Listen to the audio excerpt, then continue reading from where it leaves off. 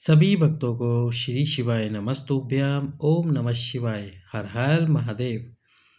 2 दिसंबर से संतान प्राप्ति, वंश वृद्धि के लिए या पुत्र प्राप्ति के लिए कीजिए बस ये 2 उपाय।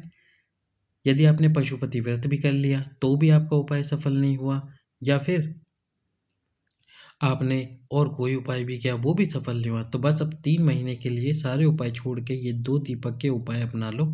ये 2 दीपक आपको प्रतिदिन प्रज्वलित करने हैं। बस रविवार के दिन एक स्थान पर दीप प्रज्वलित नहीं करना, उसके बारे में हम आपको जानकारी आगे देंगे। उसके पहले वीडियो को कर दो लाइक, चैनल को कर दो सब्सक्राइब और इस वीडियो को कर दो अधिक से अधिक शेयर। अब आपको दीपक कौन सा लेना है, मिट्टी का दीप लेना है और उसमें गाय का घी डालना है। यदि गाय का घी ना हो तो फिर आप कोई सा भी घी डाल सकते हैं, लेकिन गाय का घी आपको मिले तो बहुत ज़्यादा ही अच्छा रहेगा। आप गाय का घी डालें, एक लंबी बाती लगाएं। अब ये लंबी बाती आपको लगानी है और दीप प्रज्वलित करना है प्रदोष काल में। प्रदोष काल में आपको दीप प्रज्वलित कहाँ करना है? आपके पितरों के स्थान पर। प्रदोष काल कौन सा होता है? जब सूर्य अस्त होता है। तो सूर्य अस्त होने से 45 मिनट पहले और 45 मिनट बाद का जो समय होता है वो प्रदोष काल कहलाता है। उस प्रदोष काल में आपको ये उपाय करना है। एक दीपक आपके पितरों के स्थान पर। अब पितरों का स्थान कौन सा है? आप बोले गुरुजी हमें तो पता ही नहीं पितरों का स्थान कौन सा होता है। तो देखो, 2 जगह बताता हूँ। एक तो सबसे पहले वो जगह हो जाती है जहाँ पे आप पानी भर के रखते हो, जो आपके पानी वाला स्थान है। फिर वो किचन में रखते हो, किसी भी स्थान पर रखते हो। पानी वाला स्थान है, मटका है, पलिंडा है। यदि वो स्थान है आपके घर में तो आप वहाँ पर ये दीप प्रज्वलित करें। वो स्थान आपके पितरों का स्थान कहलाता है, वहाँ पर एक दीप प्रज्वलित करें।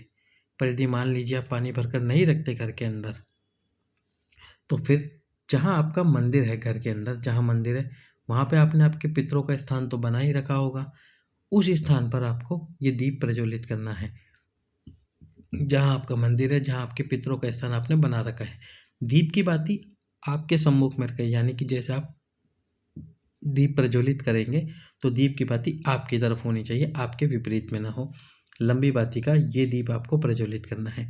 अब कोई बोले कि गुरुजी हमारे घर में तो मटका वाला स्थान भी है, हमारे घर में तो मंदिर वाला स्थान भी है, दोनों स्थान है पितरों का, तो हम क्या करें फिर?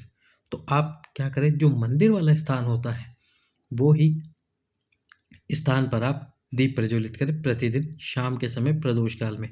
क्योंकि आपके ऊपर आपके पितरों की कृपा होगी और आपके पितरों की कृपा से ही आपको वंश वृद्धि, संतान की प्राप्ति होगी। आपके पितरों की कृपा से ही, क्योंकि आपके पितरों से ही आप हुए हैं, यानी कि जो आपका भी वंश है वो आपके पितरों की कृपा से ही है। तो उनकी कृपा से आपका वंश आगे बढ़े, ऐसी प्रार्थना करते हुए आपके पितरों वाले स्थान पर एक दीप प्रज्वलित करें। अब एक दीप आपको कहाँ प्रज्वलित करना है? वो है ये तुलसी का क्यारा। ये जो तुलसी का क्यारा है ये गोल आकृति का जो होता है, इस गोल आकृति वाले तुलसी के क्यारे के पास में यदि आपके घर में चौकोर आकृति या षड आकृति का तुलसी का क्यारा हो, चौकोर का हो या षड आकृति का, उसके सम्मुख में आपको ये दीप प्रज्वलित नहीं करना। क्योंकि चौकोर आकृति का जो तुलसी का क्यारा है वो धन की वृद्धि कराता है यदि आप उसके सम्मुख में दीप प्रज्वलित करते हैं। और षड आकृति का क्यारा आपका वैभव बढ़ाता है। तो फिर यदि आपके घर में चौकोर और षड आकृति का हो तो उसके उनको तो रखा रहने दें, एक गोल आकृति का गमला लेके आए जिसमें आप तुलसी को लगाए और उसके सम्मुख में, यानी कि सम्मुख मतलब इस स्थान पर नीचे, तुलसी के क्यारे के अंदर दीप प्रज्वलित नहीं करना। तुलसी के क्यारे के बाहर एक लंबी बाती का दीप माता तुलसी के नाम से प्रज्वलित कीजिए घी का। रविवार के दिन दीप प्रज्वलित ना करें, सोमवार से लेकर शनिवार तक ये दीप प्रज्वलित करें। बस ये 3 महीने के नियम अपना लीजिए। दिसंबर से शुरू कीजिए, दिसंबर, जनवरी और फरवरी। फरवरी का महीना ख़त्म होते होते आपके घर में खुशखबरी प्राप्त हो जाएगी, आप गर्भवती अवश्य ही हो जाएंगे। 3 महीने का ये नियम है। 3 महीने तक लगातार दीप प्रज्वलित करते रहे घी का, लंबी बाती का। ये जो दीप आप प्रज्वलित करेंगे इसके सम्मुख में जो लंबी बाती लगाएंगे, यानी तुलसी के क्यारे के सम्मुख में, वो बाती भी आप ही की तरफ होगी। आपके विपरीत वो दीप की बाती ना हो, इस बात का विशेष ध्यान रखें। सभी भक्तों को श्री शिवाय नमस्तुभ्यम। हर